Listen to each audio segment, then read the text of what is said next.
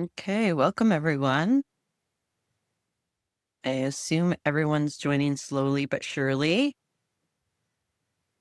And if you are intending to be part of the demystifying demand flexibility and demand response, then you are in the right place.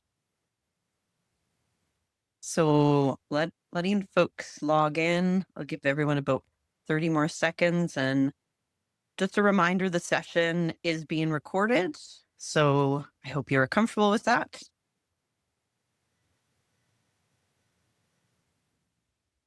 Maybe I'll start off just introducing myself. My name is Karen Gorecki. I'm the Director of Utility Demand Side Policy at Efficiency Canada. And I have a background in DSM for about 20 years, working in various consulting firms and with different entities. And when it comes to demand flexibility and demand response, I'm currently running a project funded by NRCan where we're looking at the barriers and policy solutions to demand response programming in Canada. And I have a little bit more of a history with Energy Efficiency Alberta. We did various projects on non-Mars solutions, and so I have some background in this area. We have two fantastic individuals, two of my favorite people in DSM today to help us demystify demand flexibility. First, we have Baron Dronkers. He's worked in DSM energy transition and sustainability for the last 15 years. He's done research, analysis, design, and implementation for different consulting firms and organizations like the Pembina Institute and the Municipal Climate Action Center. And he also worked at Energy Efficiency Alberta. So both of these guys are my past colleagues. We also have Lee Wood. He is the program director for energy transition with CLEAResult Canada. And he's worked in DSM and energy transition and consulting in various roles for the last 20 years. He's done this full spectrum as well, from research, design, delivery, and evaluation. And he's worked throughout the United States, Canada, and Puerto Rico. We are all your hosts today. I would like to start off also, I cannot see the slide, Saba, but let's move to the land acknowledgement. So I am right now on the land of the Tanaha Hamakas people. So I acknowledge I am meeting on their homeland and recognize the ongoing presence and stewardship of the Indigenous people in the East Kootenay region, because I'm joining you from Fernie, BC. So all of you who are in different areas, you can all think about the various First Nations that were first on the beautiful lands in Canada. So as I mentioned, I'm with Efficiency Canada, and we are your hosts for this webinar. So next slide, Seba. Efficiency Canada is the national voice for an energy efficient economy. We envision a future where Canada uses energy efficiency to its fullest potential. And we do that by using research, coming up with some good solutions. What direction does DSM and energy efficiency need to go in Canada? Then we communicate our findings and we mobilize individuals through our engagement, because there's many individuals involved in energy efficiency across Canada. So it's really important that we pull people together to bring the right messages to decision makers. Next slide.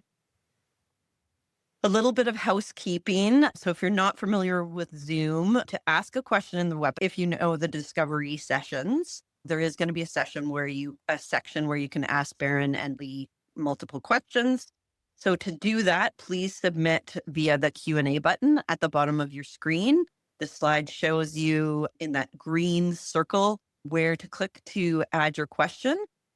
You can also upvote questions. So if you see a question that is particularly good, just right next, there's an upvote icon next to it, I believe in the shape of a thumbs up. And so just click that. There's also a chat function. So please use that to talk and network with each other, introduce yourself, share where you're going, where you're joining from, etc. So, but do not leave questions for the panelists in the chat, because I will not be monitoring that. I'll just be monitoring the Q&A. Next slide. So I thought I would get things started just by giving some of the basics around demand flexibility and demand response so that we can build. Why do we need demand flexibility is a good question. So as we respond to climate change, we are expected to shift from fossil fuels to electricity. That includes our vehicles, our heating, our space and water heating, and some industrial processes, many other elements of our society. Our experts are saying we need to electrify. So, because it's a lower GHG emission source in theory, and we're moving in that direction, which is great in Canada. But even though electrification is essential, it puts pressure, increasing pressure on our electricity infrastructure, including our generation, transmission, and local distribution systems. So, one way to manage that pressure, especially at peak times, so often evenings are a peak in the wintertime, it's a peak period where everyone's turning on their ovens and heating their homes and coming home, plugging in their electric cars. So, at these peak periods, it's our objective is to make a portion of that electricity demand more flexible. So rather than building new infrastructure and putting those additional costs onto the grid, demand flexibility can shift or reduce some electricity at these key times. So there's many benefits to this. By reducing peak demand, as I mentioned, you're shifting load away from costly peak periods.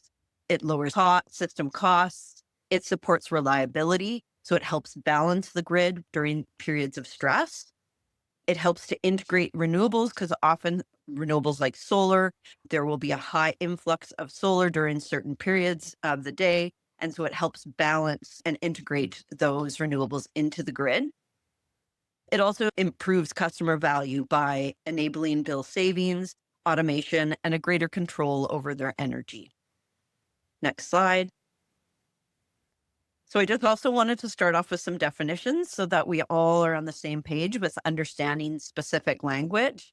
So demand flexibility is the capability of the grid to adjust when or how much electricity is used without losing the service that the customers need. So shifting our thermostats by maybe 2 degrees, but only for a certain period of time so we don't feel like we're getting cold or losing a level of comfort in our house. Demand response is a program that signals to customers or to devices that they need to reduce or shift their load during those important peak times. Then there's also demand response ready equipment. And that is equipment that is connected, interoperable, or meaning the device can work with a common standard or protocol rather than only one proprietary system.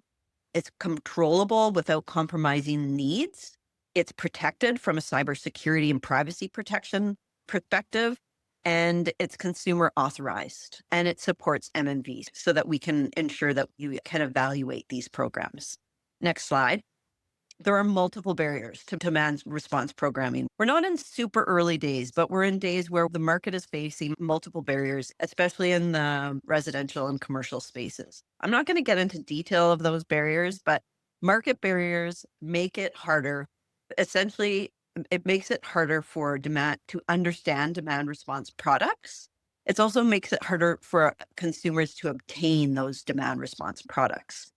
There's also, because many of these programs are new, there's new market barriers, but there's also policy and regulatory barriers. And a way to summarize those is that it is not yet a political priority, even though we think that this is a really important policy and program. These are really important policy and program objectives in the future. It's not yet well understood by most regulators, and it is not yet prioritized by all utilities. Next slide.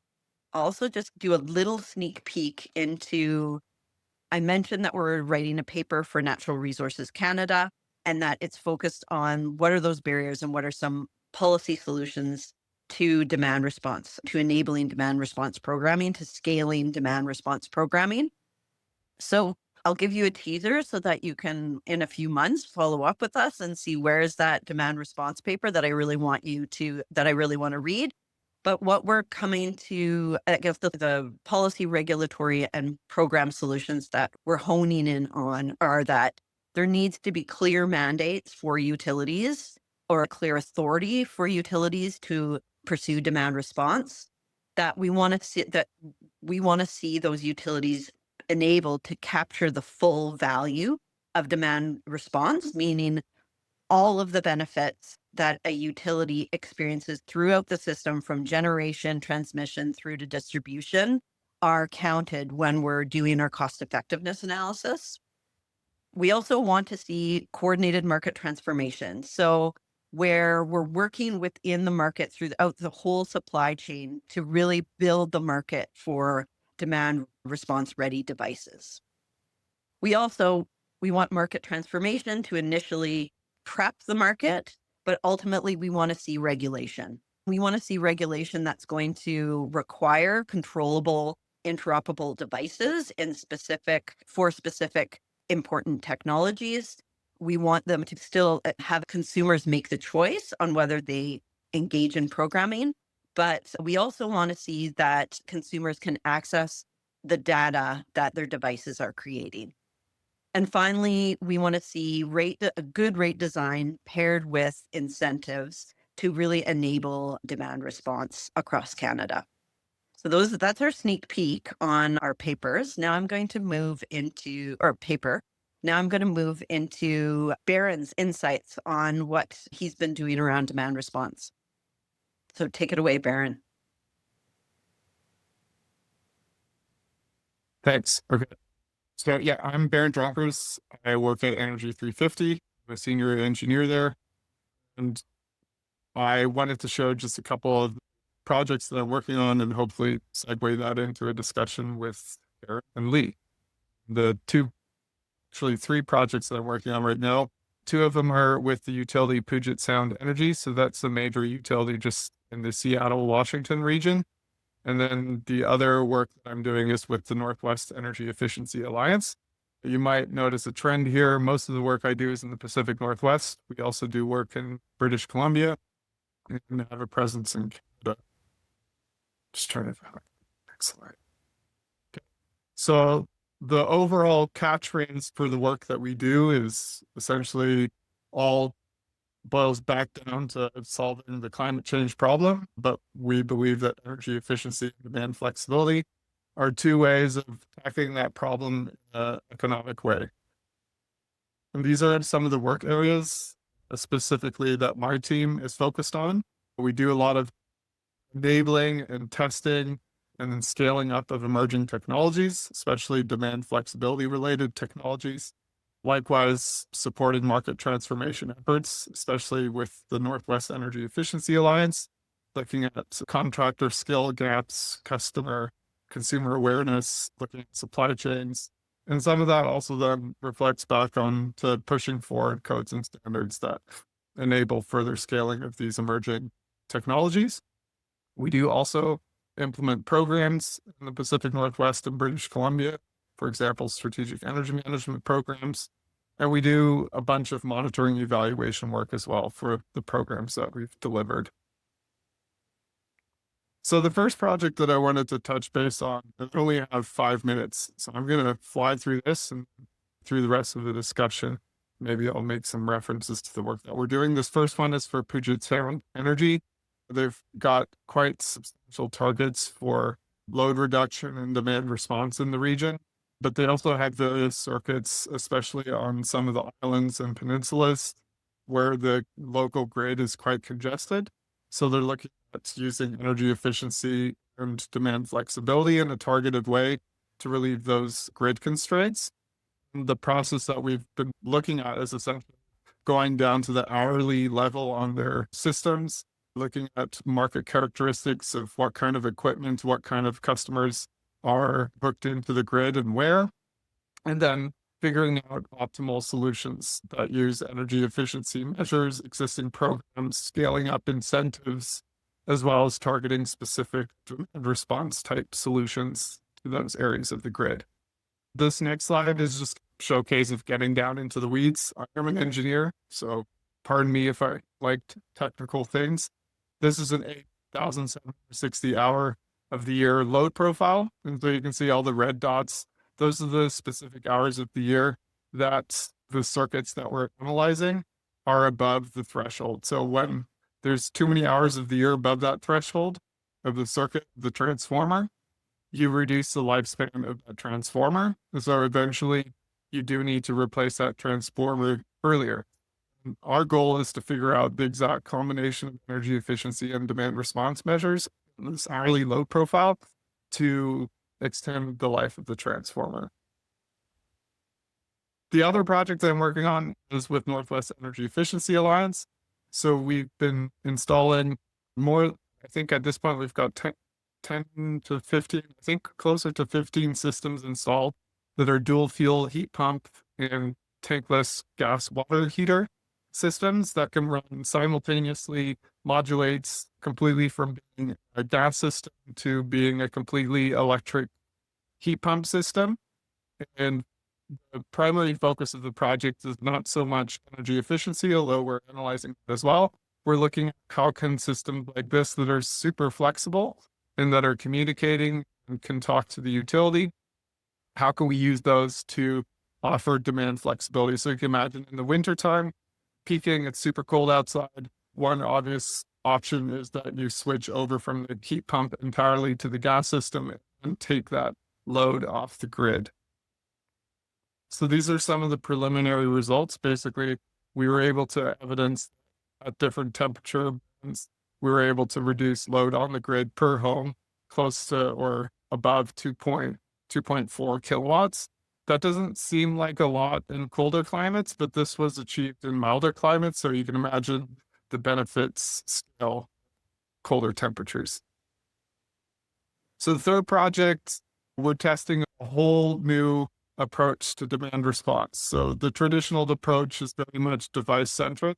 So signals and programs are developed for specific devices, a smart thermostat, a water heater, and we're looking at whole home solutions. So in this sense, the utility sends one signal to the meter or to a device, a panel electrical circuit controller in the home. And then with the customer's input, the panel basically automatically starts shedding load in order to accommodate what the grid signal is. So in this way, you're essentially offloading some of the smarts and the controls to the home itself or the meter. And at the same time, you only create one big touch point instead of multiple touch points for multiple devices. So the hypothesis here is whole home demand response greater than the sum of its parts. Those are some of the technology vendors that we were working with. This is our team. My email and phone number are in the slide. And I'll hand it over to Lee. Thanks, Baron. So I'm going to start with a quick introduction to CLEAResult and our role in DR programs, and then talk a little bit about the state of the industry right now and how it's evolving. So CLEAResult works with utilities, governments, businesses, and communities to deliver DSM programs and services, a broad array of them. Our DR portfolio includes about 10 programs across the country, which is what I'm going to focus on today. So what we call our energy transition portfolio it includes demand response, transportation electrification, and building electrification programs, all aimed at helping utilities accelerate clean tech adoption and manage grid impacts. So before I get into how our programs work, I want to start with a reminder of why we're doing demand response in the first place. So as the electricity system transitions to greater reliance on intermittent renewables, we'll start to see the infamous duck curve. And so basically generation supply peaks midday, but then demand peaks in the evening. So when you got that supply and demand imbalance, you can build new supply or you can find a way to reduce demand. But right now, building enough new peak supply is costly and time consuming. So we're turning to flexible demand. So basically customers are increasing their investments in smart grid interactive devices that can be dispatched almost like generation during peak periods. So then DR programs give us a way to aggregate and control that distributed power plant and then compensate customers for the various grid services that they can provide. So with that context, I'll get into some details about how this works right now. So the key technology for DR programs is the Distributed Energy Resource Management System, or DERMS, which can enroll and control all these distributed customer devices. So basically, customers can connect their device to the DERMS and manage their participation in the program directly from their mobile app. So I'm making this all sound simple, but managing and operating these programs is actually pretty complicated and specialized. So program administrators, utilities, and government agencies hire us to help provide one or all of these services to plan, design, and operate these DR programs.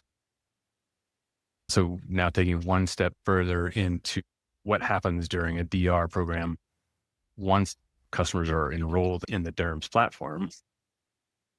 When a utility forecasts a potential supply and demand imbalance or a distribution capacity constraint, we can schedule an event in the DERMS, and then the DERMS sends a signal to all those enrolled devices to adjust their load according to the schedule. So with a smart thermostat in cooling mode, for instance, the thermostat will turn up the temperature setting by 1 or 2 degrees during that scheduled time. And then at any point, the customer can simply override that by turning up the dial or adjusting it in the thermostat. But then during the actual event, the device, or during and after, the device sends data back to the DERMS that we can use for performance measurement. So think meter data. So the graphic in the bottom there represents the sort of 15-minute interval data load shape with the baseline load in gray and then the event load in red. And so you can see the pre-cooling period and then the event period load reduction. And that's the outcome of all of this is a nice graph showing what happened. We get that from the device itself through the DERMS. So shifting gears a bit now, I want to take a step back and look at the state of the industry at a high level. So most DR programs are still in the walk phase with small pilot, limited device coverage, and enrollment is a primary success metric. And that's a necessary starting point because it's still a relatively new, relatively immature industry, and everyone's basically making incremental improvements in technology and process year over year. Moving up that curve takes sustained investment of time and money to develop the technology, the customer awareness, the workforce, and ultimately the continually refining and improving the programs. I'm bringing that up basically to point out that much like the grid, the DR program we have now is not the one we'll need in the future either. There's a lot of work, there's a lot of investment, there's a lot of time needed to continue this sort of path to maturity and to help DR programs realize their potential. I'm going to close. Oh, there we go. So one last thing I want to offer is my perspective working within a utility on DR programs, then with a DERMS provider, and now as a consultant kind of in the middle. I've seen that utilities, technology providers, and customers all kind of want different things from DR right now. And the product market fit isn't always perfectly aligned. I can expand on that another time, but I think in order for the sort of industry as a whole to mature up that curve and reach its potential, we'll need ultimately utilities to invest in larger, more standardized, long-term programs. And that's going to motivate the technology providers to continue investing in those additional technology improvements and enhancements and features and that are going to improve the performance and reliability and customer experience.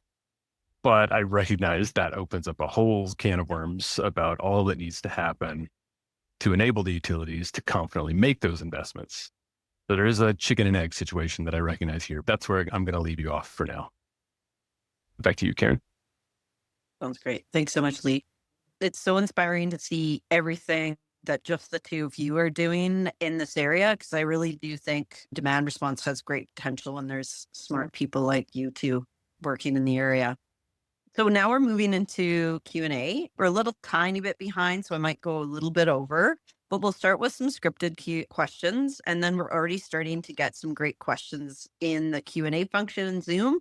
So we'll then shift to your questions. And maybe I'll start off with Baron. And what is, from your perspective, what is the biggest barrier preventing demand response from scaling today? And you can tie that in with, how does your work help overcome this barrier?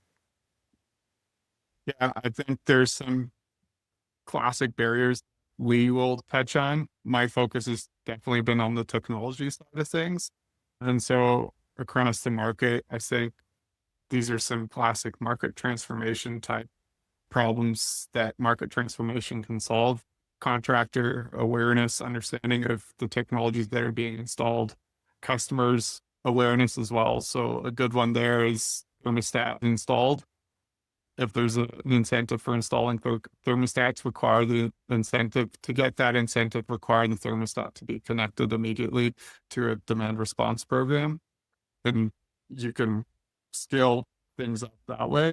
But from a technology perspective, especially with some of the pilots that we're doing, is the communication standards, protocols, and standardization around making the devices being able to talk to each other more fluidly, using the same protocols. And also that allows the utility to have more confidence in what the devices are capable of doing. So if one device gets a signal to respond and responds in a certain way, and then there's another vendor with a slightly different spec and it responds completely differently, erodes some of the trust and familiarity that a utility might have with specific resources. So I think it's a combo of technology for sure, but then the whole marketplace awareness and understanding matched up with some inroads that we need to make with standardization.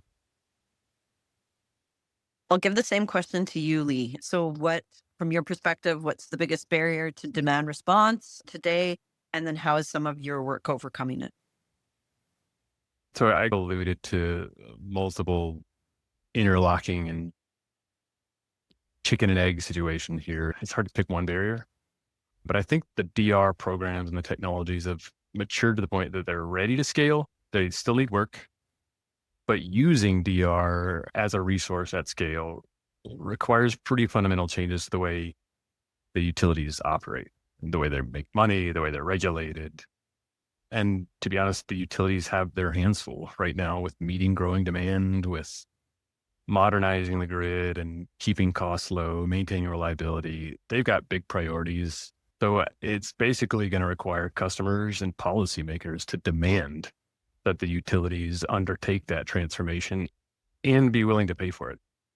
And again, there's another that just opens up more questions about how we get that. How do we get there? It's a longer conversation, but and our work basically right now, a lot of our clients are the energy efficiency teams within the utilities or the delivery or the administrators, and they're adding new DR programs and they're experimenting and they're learning how to use it. And so our role right now is to bring some specialized experience, like experts in and tools and technology to help them get up the learning curve as quick as they possibly can, learn how to use it and work out the kinks, work it into their operations.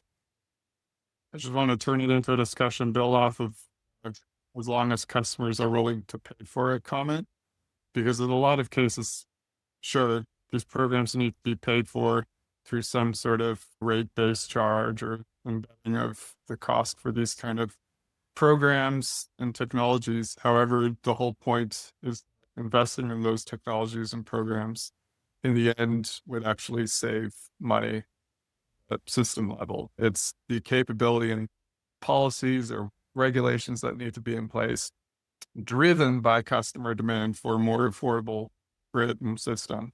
But in the end, they all need to actually be economical. Let's do a whole other session on this topic. Yes, There's a lot agreed. Agreed. Yeah, I like that point, Baron. But it's having the utility really fully understand those cost savings in the long run and be driven to recognize that. how to value it. And I actually have a funny story on that. When we were doing our analysis for non-wire solutions and demand flexibility with Puget Sound Energy, we realized working with their operations team that the operations team wasn't talking to the planning team, which wasn't talking to the customer energy solutions team. And there were actually some hardware, some easy fixes that could be done before we actually do the full like testing of non-wire solutions. So hardware solutions and non-wire solutions can work together, but the teams need to be talking to each other, which is another barrier. It's like the compartment, the siloing of the various teams within utilities. Okay, I'm gonna prompt another line. I know this is so hard to fit such complex discussions into such a short period of time, but this is one of the areas that really interests me in demand response. And maybe I'll direct this one at Lee. And if yeah, the question is, what would help get demand response ready equipment installed before a customer is enrolled in a DR program? This is where that sort of market transformation approach you were talking about earlier that we've used in the EE industry for so long is going to be needed to apply here to DR as well. The market transformation approach is that you've got to raise customer awareness. Right now, a lot of customers don't know anything about this. It's all new. They don't know the basics. There's customer education. There's upfront costs depending on the device, incentive programs, EE rebate program, that type of thing helps reduce that upfront cost and make them, once they're aware, willing to purchase the DR ready alternative. And then you got to have contractors and service providers that have the technology available and know how to install it and operate it and all that. And this sort of integrated DSM approach is one sort of way to think about that. We can go in and maybe direct install a smart thermostat as a basic example. And then while the contractor's out there, pre-enroll that customer, that smart thermostat in the DR program. So that's the incentive program approach, but there's a whole nother aspect of this that is like codes and standards approach, which is maybe a bigger topic for the long term. Yeah. What leads, I think there is a role for codes and standards, especially like working across utilities so utilities can work together in regional organizations. So it's, for example, Northwest Energy Efficiency Alliance that I do a lot of work with. There's a lot of work done across the various utilities operating in that region to figure out what the standard should be. Qualified product lists are other great ways to make sure the products that are being incented through these traditional energy efficiency programs are DR capable. So, for example, in the Pacific Northwest region, there's a lot of success with water heaters that have these CTA 2045 modules, basically plug and play modules that allow the water heaters to then respond to DR signals. Other example is EV chargers. Instead of having folks install dumb chargers, install chargers that can receive signals and that are using the common standardized protocols, furnaces and heating systems. There are a lot of systems out there that are being installed, coined as non-communicating. Let's make sure part of a DSM program that all those furnaces or heat pump systems are communicating systems. And the list goes on. So there's all these ways from a technical perspective that requires codes and standards and market transformation to make sure that we get the right equipment in the hands of customers, first off, to distributors, then contractors, and then customers. I'll also just pause to add to that market transformation piece. One of the things we want to put in our paper and emphasize is the option for point of sale enrollment. So if utilities come together and coordinate market transformation, why not when a consumer is getting a product installed in their house or buying a product from a retailer, why not give them the option to opt into the utility program at that point? Because by pursuing that, you're going to be educating throughout the supply chain on the products, the fact that the program exists, and then giving an easy opportunity for a customer to enroll. I'm going to mesh together some of our questions. And so I'll give it to both Baron and Lee. If you were a magic fairy and you could pick one policy change, either federal or provincial, related to demand response, what would that policy change be? This is a question that I've washed together, so they're not necessarily ready for this. So who is ready to answer that one? I think in Alberta, it's rate-based, this type of activity. We were both in Alberta, so that's near and dear to our hearts. You got to give a little bit more context to everyone who we remember we're across Canada. We're across Canada show. So give us a little bit of context to that one, Baron.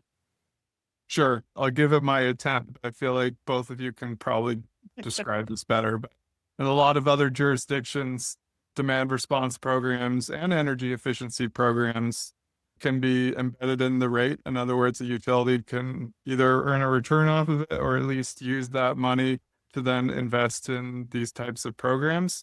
In Alberta, there were 2 cases, I think, that were shot down, and the third or the final attempt right now is seeming looks like there's some movement and that we might be able to, or utilities in the province might be able to spend money that they would otherwise spend in hardware investments, capital investments they could invest in energy efficiency and demand response activities. So you guys build on, because I feel like you can put it a better way. No, I'm not going to let, that was No need.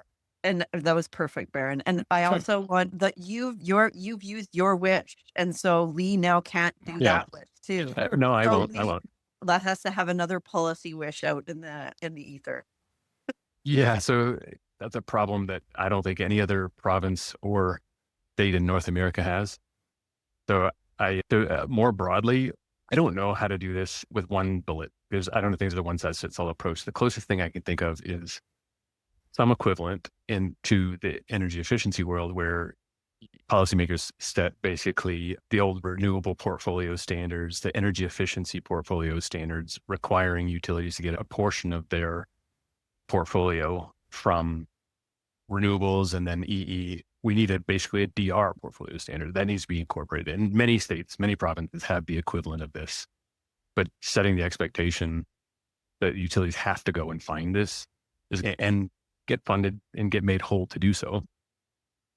That sort of policy might drive increased investment intention on the part of utilities. Yeah, some are already doing that. You can't apply that simply across all different types of market structures and regulatory structures, but some equivalent of that.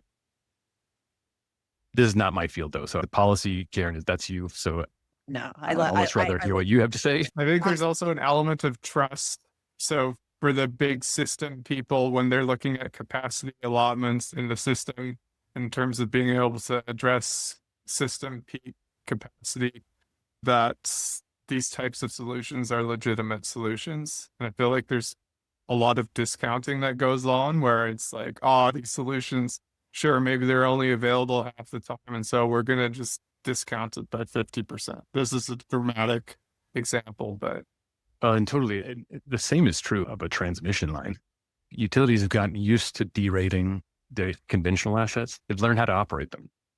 And they just need time and investment to learn how to operate DR as a resource within its constraints. You derate a power line, there's the equivalent, and they just need time. And right now, like many of them are investing that time in pilots because they see this is going to be a useful resource down the road, but they're doing so voluntarily with what budget they can find from federal grants. And eventually it'll tip where everybody has confidence. The policymakers have confidence that, all right, now we can mandate this maybe, and utilities can meet the mandate while maintaining reliability. Like we're approaching a tipping point there, I think.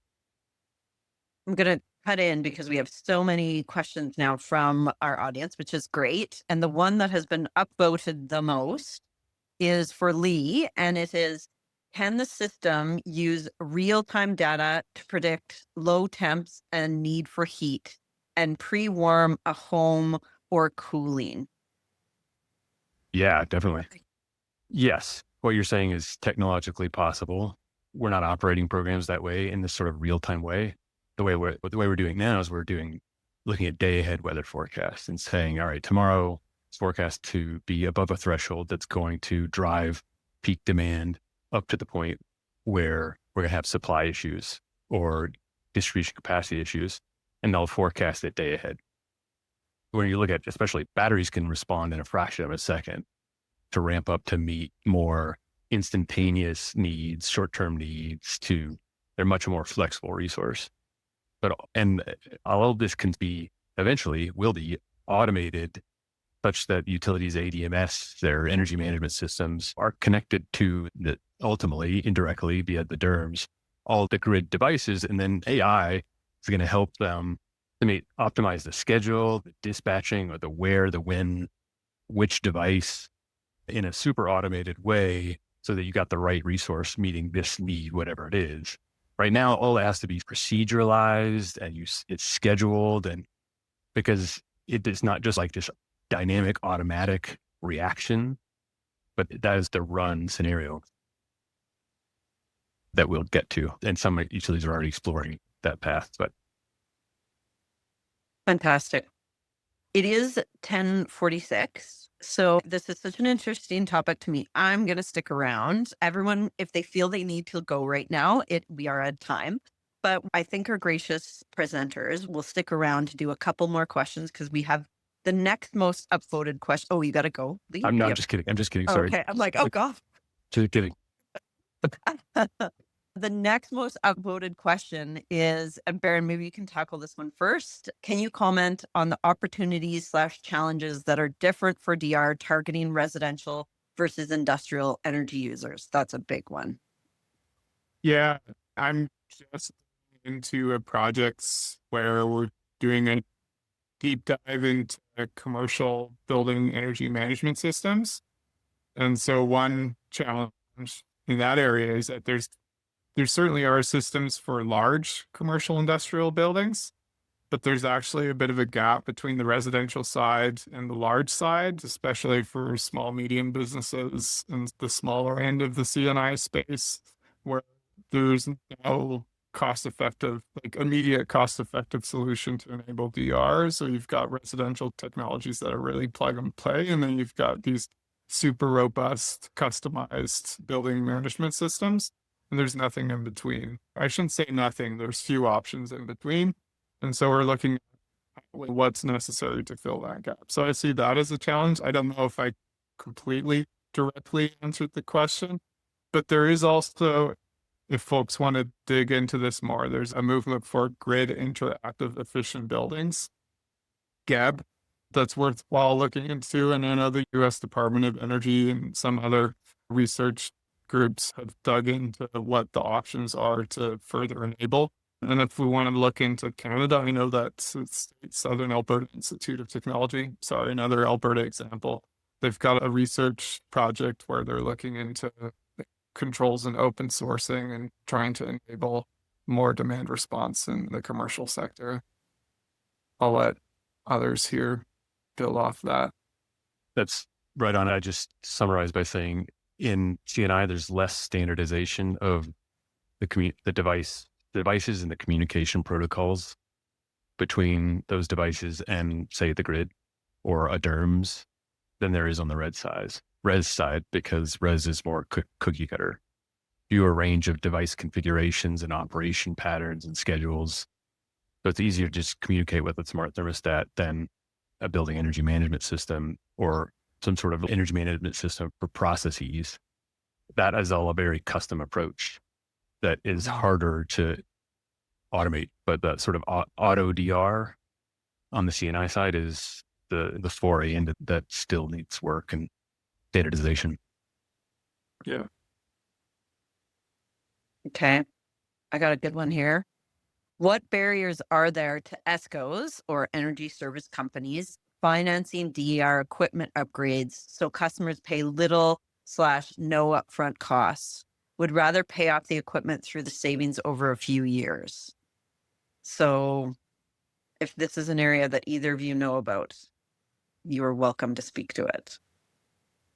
I almost wish we had Monica from EEA days here, but financing is the ability of this resource, and financing sources recognizing the cash flows that will return to the EFCOs, being able to give certainty to everybody involved that there will be a return, like a predictable cash flow from the energy savings, backing value like the value stack that they're able to leverage to offer a lease. Like in the solar industry in Puerto Rico, where I'm familiar, there you got the third party financing companies with solar, and they basically offer a customer a bill neutral solar panel and battery, solar and storage, bill neutral, leveraging the net metering rate and the demand response incentives they can get, all that stack, multiple benefits stacking, representing the full value of that resource. That's then predictable. There's contracts in place that allows that ESCO to take that to the bank and get a funding source to pay for all of that if they're not a giant solar company. So that's the extent of my knowledge of that sphere, I think, but it can happen. It's just putting those pieces together requires lots of things. The stable. No, I was just going to say, I like how you say the stable, predictable funding source, because does that exist in demand response right now in all, maybe in the industrial area and in 1-year contracts. Yeah. Yeah. But in the residential area, that might not be there right now. Yeah. I was just thinking if there's an example, Seattle City Light runs a sort of a metered energy efficiency. I think they call it like a metered energy efficiency transaction model. In other words, they have meters installed, basically are able to take the baseline before any retrofits were done to the building. And then in real time, they get a discount or they pay a lower electricity rate based on the meter difference of what their baseline was and the post retrofit. And then it's baked into the utility. There's the energy efficiency line item rate, dollar per kilowatt hour. And then there's the actual electric rate that gets paid. And I think for the commercial side, they also do something with demand charges. So the ESCOs or how these projects are banked, and then who does the work, and they've wrapped it all into one contract arrangement. So that's a model that's perhaps interesting to look at. So Seattle Light and MEETS is the protocol that they're using, EETS. And you could look at Ontario, where there are DR aggregators that will sell DR. They'll install sub-metering, they'll install building energy management systems, optimize large buildings operations. And then part of that is going to be reducing energy use. And then they're going to sell the DR resource into the market, into a program that's stackable now. And they'll also sell energy efficiency services too. That's all the services the technologies there is putting it into the full ESCO model, where you put it all together and into a sort of a bill guarantee for a bill company. And there are companies that are doing that too. But I don't know where it's fully scaled up to a high degree. And that's just my lack of knowledge. It may very well be there in place in some jurisdictions. Okay, moving into one more question here. Why don't utilities automatically use demand response on water heaters, clothes dryers, deep freezers, etc.?